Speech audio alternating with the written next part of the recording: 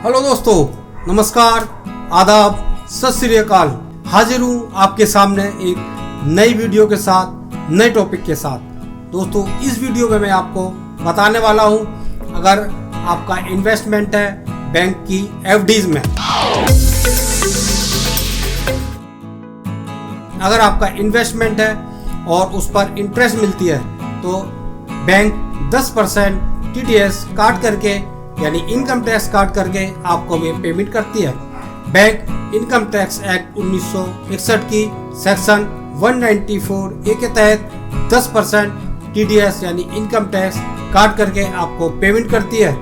और आप चाहते हैं कि आप 10% जो टैक्स कटता है वो ना कटे, आपको सारा का सारा इंटरेस्ट का अमाउंट मिल जाए, तो क्या करना चाहिए? तो मैं यही टॉपिक पर ये बताने जा रहा हूँ आपको। दोस्तों, मैं फरजंद अली और आप देख रहे हैं मेरा चैनल फरजंद अली वॉइस।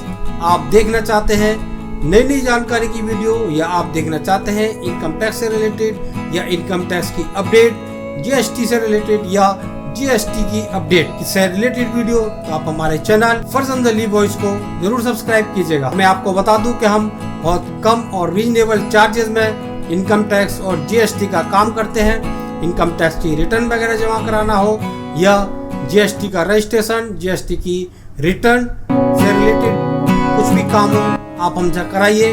हम बहुत रीजनेबल चार्जेस में काम करते हैं। आइए अब हम आते हैं अपने टॉपिक पर। तो मैं आपको बताने जा रहा हूँ, अगर आपका आईसीआईसीआई बैंक में अकाउंट है, अगर आपकी एफडीज आईसीआईसीआई बैंक में है और आप चाहते हैं कि आपका जो भी इंटरेस्ट है वो सारा का सारा इंटरेस्ट मिले, उस पर कोई भी इनकम टैक्स यानी टीडीएस ना कटे, तो उसके लिए फॉर्म 15G या 15H जमा करना पड़ता है। तो फॉर्म नंबर 15G वे लोग जमा करेंगे जिनकी उम्र 60 साल से कम है, और फॉर्म 15H वे लोग जमा करेंगे जिनकी उम्र 60 साल से ऊपर है, यानी सीनियर सिटीजन है। सीनियर सिटीजन के लिए फॉर्म नंबर 15H होता है। और साथ साथ ये भी बता दूं कि 15G और H कब जमा होगा। ये जब जमा होगा अगर आपकी टोटल इनकम एग्जेम्प्ट इनकम से नीचे है। अगर आपकी टोटल इनकम एग्जेम्प्ट इनकम से ऊपर है तो फिर आप फॉर्म नंबर 15G या H जमा नहीं कर सकते हैं। अभी इस टाइम एग्जेम्प्ट इनकम 3 लाख रुपए की है, तो जिनकी टोटल इनकम 3 लाख से कम है वही इसको जमा कर सकते हैं, इससे कम वाले इसको जमा नहीं कर सकते हैं। फॉर्म 15G या H 2 तरह से जमा हो सकता है, एक ऑफलाइन और एक ऑनलाइन।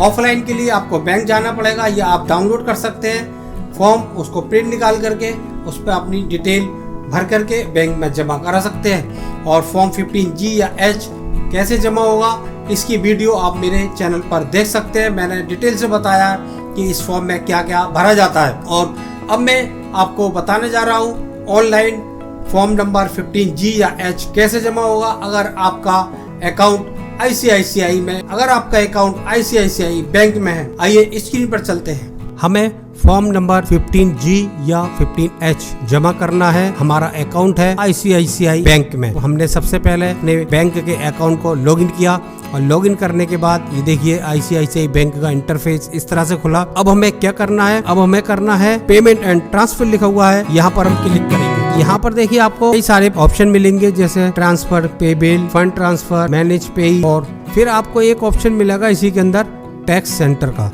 तो टैक्स सेंटर लिखा हुआ है, यहाँ पर आपको क्लिक करना है। और जब टैक्स सेंटर पे आप क्लिक कर देंगे तो इस तरह से यहाँ पर ऑप्शन मिलेंगे। यहाँ पर देखिए टैक्स सेंटर में कई सारे ऑप्शंस हैं, जैसे view tax related statement form 26A। अगर आपको फॉर्म 26A चाहिए तो आप यहाँ पर क्लिक करेंगे, और आपको फॉर्म 16A चाहिए यानी टीडीएस सर्टिफिकेट चाहिए तो आप यहाँ पर क्लिक करेंगे। और आपने कोई टैक्स वगैरह पेड किया है, इनकम टैक्स वगैरह का, उसका चालान की कॉपी चाहिए तो आप यहाँ से ले सकते हैं। और फिर है फॉर्म 15G या 15H। अगर आपको फॉर्म नंबर 15G या H जमा करना है तो आप यहाँ से जमा करेंगे, या स्टेटमेंट चाहिए तो वो यहाँ से करेंगे, या आपको इंटरेस्ट और टीडीएस सर्टिफिकेट चाहिए तो फिर आपको यहाँ पर क्लिक करना होगा। लेकिन मुझे अपना फॉर्म नंबर 15G जमा करना है। फॉर्म 15G लिखा हुआ है, यहाँ पर क्लिक करूंगा, और जब मैं यहाँ पर क्लिक करूंगा तो फिर देखिए इस तरह से आपको ऑप्शन मिलेगा, और एक ओटीपी जाएगा आपके मोबाइल पर, जो मोबाइल आपका बैंक में रजिस्टर है। तो ये देखिए मैंने ओटीपी दे दिया। ओटीपी देने के बाद यहाँ सबमिट लिखा हुआ है, यहाँ सबमिट पे क्लिक कर देंगे और सबमिट पे क्लिक करने के बाद देखिए यहाँ पर फॉर्म 15G/15H का यहाँ पर ऑप्शन आएगा। अब यहाँ पर देखिए ऑटोमेटिक यहाँ पर मेरी डिटेल आ रही है। ऊपर देखिए अकाउंट नंबर लिखा हुआ है और नीचे PAN number, date of birth और स्टेटस लिखा हुआ है। और फिर उसके बाद ये हमसे पूछ रहा है whether assessees to tax under income tax act 1961, यानी ये पूछ रहा है क्या आप इनकम टैक्स की रिटर्न जमा करते हैं।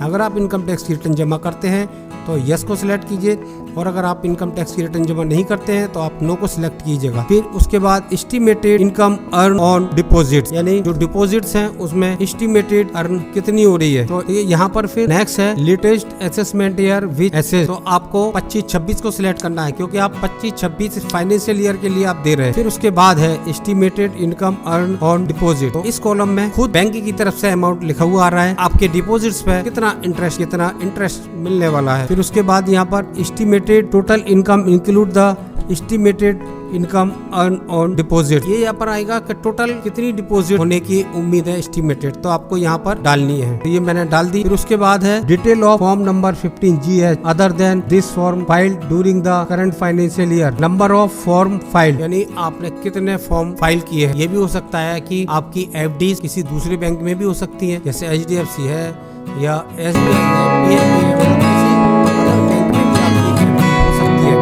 आपको ये बताना है कि ये जो फॉर्म है कितने फॉर्म आप भरे जा चुके हैं, आपने कितने फॉर्म भर दिए। अगर आप पहला फॉर्म भर रहे हैं तो यहाँ पर पहला, या आपने किसी और में एक फॉर्म दिया है और ये दूसरा है तो यहाँ पर दूसरा फॉर्म भरा जाएगा। फिर है एग्रीगेट अमाउंट, एग्रीगेट अमाउंट वह अमाउंट होगा जो आपकी टोटल इनकम होगी। आपको यहाँ पर लिखना है कि आपकी पूरी साल में इतनी इनकम होने की उम्मीद है, वो यहाँ पर आप दे देंगे। और फिर उसके बाद आपको यहाँ पर सबमिट लिखा हुआ है, यहाँ पर क्लिक कर देंगे। ये देखिए मैंने सबमिट पे क्लिक कर दिया। अब यहाँ पर लिखा हुआ है रिक्वेस्ट कंफर्मेशन, यहाँ पर आप देख लीजिएगा कि आपका डेटा सही है या नहीं है।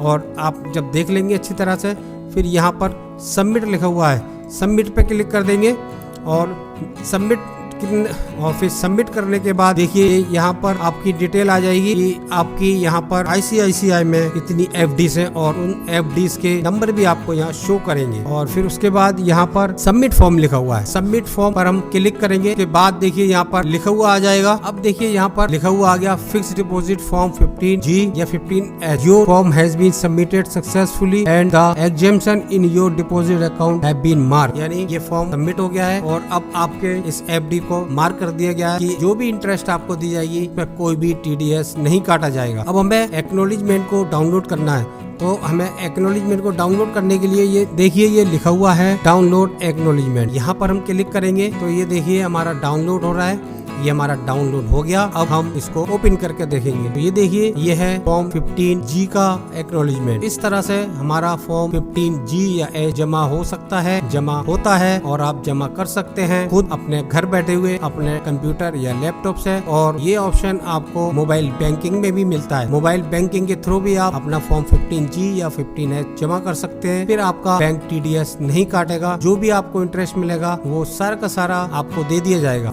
दोस्तों इस वीडियो में मैंने आपको डिटेल से बताया, अगर आपकी FDs में इन्वेस्टमेंट है, आपको FD से इंटरेस्ट मिलता है, तो आपको किस तरह से क्या करना चाहिए जिससे कि 10% इनकम टैक्स कटे बगैर आपको सारा का सारा इंटरेस्ट मिल जाए। तो मेरा वीडियो आपको पसंद आया होगा। अगर ये मेरा वीडियो आपको पसंद आया हो तो मेरी इस वीडियो को ज़्यादा से ज़्यादा लाइक कीजिएगा और शेयर कीजिएगा, जिससे कि इस चीज़ की जानकारी दूसरों को भी हो। और आपने अभी भी मेरे चैनल फरजंद अली वॉइस को सब्सक्राइब नहीं किया है तो प्लीज सब्सक्राइब कर लीजिएगा। आप लोग खुश रहिए और सभी को खुश रहिए। Thanks for watching this video.